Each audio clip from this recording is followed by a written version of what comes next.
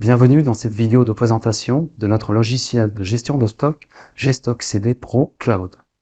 Nous vous proposons dans cette vidéo de découvrir la simplicité et l'efficacité qu'apporte notre solution pour mettre en place dans votre établissement une gestion des stocks simple et surtout non chronophage. C'est une présentation générale. Vous trouverez sur notre site d'autres vidéos de formation plus précises. Tout d'abord, notez que GStock CD Pro Cloud s'utilise aussi bien sur Windows sur PC que sous Android, sur smartphone ou tablette, ou mieux encore, sur terminal de capture pour une utilisation au code barre. En effet, la gestion des stocks dans le logiciel est avant tout organisée autour de la notion de code barre, qu'il soit existant déjà sur le produit ou généré par GStock CD Pro Cloud à chaque création de produit. Ces codes barres générés pourront bien sûr être imprimés pour être collés soit sur les produits directement, soit sur les meubles de stockage dans le cadre d'une utilisation nomade dans l'entrepôt ou magasin. Mais voyons comment tout cela se présente. En un premier temps, nous allons faire un rapide survol de la version Windows, puis nous nous attarderons à la version Android. Je lance le logiciel, je me log. Notez que pour se loguer, on peut se loguer soit par mot de passe, soit également par badge, dans le scan d'un code barre si on souhaite mettre en place ce principe-là. Ou les deux peuvent être possibles. Principalement, le logiciel se découpe en 4 onglets ici et des menus. L'onglet destinataire, le premier, vous trouverez ici ce qu'on pourrait appeler les tiers vers lesquels vous avez livré ou prêté vos produits.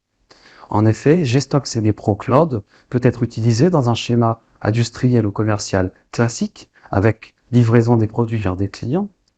Les destinataires seront donc les clients. Mais il peut également être utilisé pour une gestion de marchandises allouées sur un chantier. Dans ce cas, les destinataires seront les chantiers suivis. Autre exemple pour lequel nous avons beaucoup de clients, les organismes de formation ou écoles d'enseignement technique qui sont amenés à prêter temporairement du matériel à des étudiants pour en effectuer un suivi de retour. Dans ce cas, bien sûr, les destinataires seront les étudiants. On peut également envisager que les destinataires soient le personnel de l'entreprise pour, par exemple, un service informatique qui souhaite suivre l'allocation des différents matériels informatiques. Vous l'avez compris, tous les cas sont envisageables. C'est donc dans cet onglet également que nous gérerons les bons de livraison aux fiches de prêt selon les cas. Nous allons y revenir. Le deuxième onglet est l'onglet des produits. C'est ici qu'on retrouvera tous les produits pour lesquels on souhaite effectuer une gestion de stock. Ce peut être des produits de consommation, donc livrés mais a priori sans retour, ou des produits de suivi informatique, technique, etc., pour lesquels on souhaite effectuer un traçage aussi bien des sorties que des retours.